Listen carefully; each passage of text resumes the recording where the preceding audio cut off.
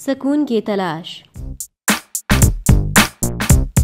इस दुनिया में हर आदमी सुकून की तलाश में है। कोई जंगल बयाबान का रुख करता है, कोई नींद की गोलियों का सहारा लेता है, कोई मौसीकी में सुकून तलाश करता है, कोई कुदरती मनाजिर में सुकून ढूंढता है। करीम बख्श भी सुकून की तलाश में मारा मारा फिरता था। घर में बीवी बच्चों के शोरो गुल से जब बहुत आजिज आ जाता तो नदी के पुल पर जाकर बैठ जाता और घंटों लहरों को तकता रहता। एक दिन उन्होंने पेश इमाम तबारक अली से अपनी तकलीफ बयान की और मशवरा मांगा। तबारक अली ने कहा, मियाँ, सुना है पड़ोस के गांव कैसरगंज में एक तजुर्बाकार हकीम है जो हकीम पुरसकून के नाम से मशहूर है। उनसे मशवरा कर लो। अगले दिन करीम बख्श अपने गधे पर सवार होकर हकीम साहब के मतब पहुँच गए। हकीम साहब गाँव तकिए से टेक लगाए सुकून से खराटे ले रहे थे। करीम बख्श के खांसने की आवाज से चौंक कर आंखें खोली और इसी अंदाज में लेटे लेटे इसकी नब्ज देखकर बोले, सुकून चाहिए? जी सरकार,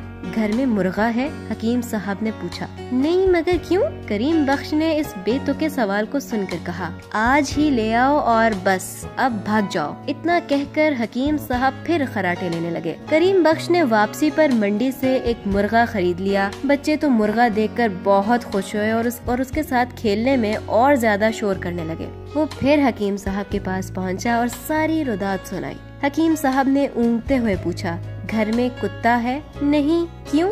करीम बख्श ने हैरत से पूछा। जाओ आज ही बंदोबस्त करो कुत्ते का। इतना कहकर हकीम साहब सुकून से चादर ओढ़कर लेट गए। गरीब करीम बख्श ने सुलेमान पहलवान से एक कुत्ता खरीदा और घर चल दिया। बच्चे कुत्ता देखकर और खुश हुए। अब कुत्ता और मुर्गा दोनों मिलकर शोर मचाते। घर में तूफान बरपा रहता। बेचारा फिर हकीम साहब के पास हाजिर हुआ और रो रो कर अपनी बप्ता सुनाई। हकीम साहब अंगड़ाई लेकर बोले, घर में गधा है? करीम बख्श को गुस्सा आ गया और उसने कहा, हकीम साहब, मेरे अलावा कोई नहीं। जाओ आज ही एक तंदुरुस्त गधे का इंतजाम करो। करीम बख्श ने भोलू धोबी से एक गधा खरीद लिया। अब रात को मुर्गे, कुत्ते और गधे ने जो गल मचाना शुरू किया तो मोहल्ले वाले इकट्ठे हो गए और कहा, करीम बख्श, तुमने अपने साथ साथ हमारा सुकून भी गारत कर दिया। करीम बख्श फिर हकीम साहब के पास पहुँचे और रुदात सुनाई। गधा वापस कर दो। हकीम साहब ने हुक्म दिया और करवट लेकर खराटे लेने लगे। करीम बख्श ने वापस आकर आधी कीमत पर गधा भोलू को वापस कर दिया। गधे के जाने से अगले दिन उसको काफी अच्छी नींद आई और कुछ सुकून मुयस्सर हुआ।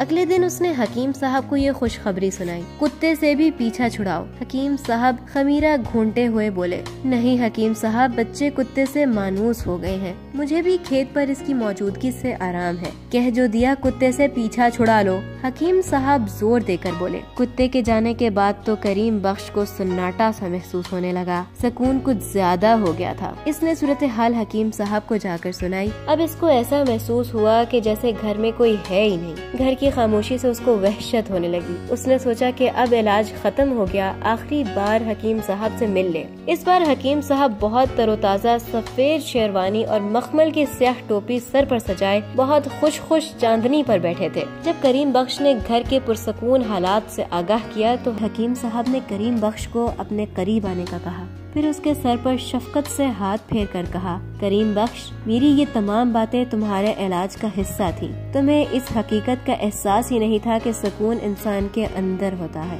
जो इंसान अपने अंदर सुकून तलाश करता है वही जिंदगी में कामयाब और मुतमईन रहता है। जाओ अब अपने बच्चों के साथ सुकून और आराम से जिंदगी बसर करो।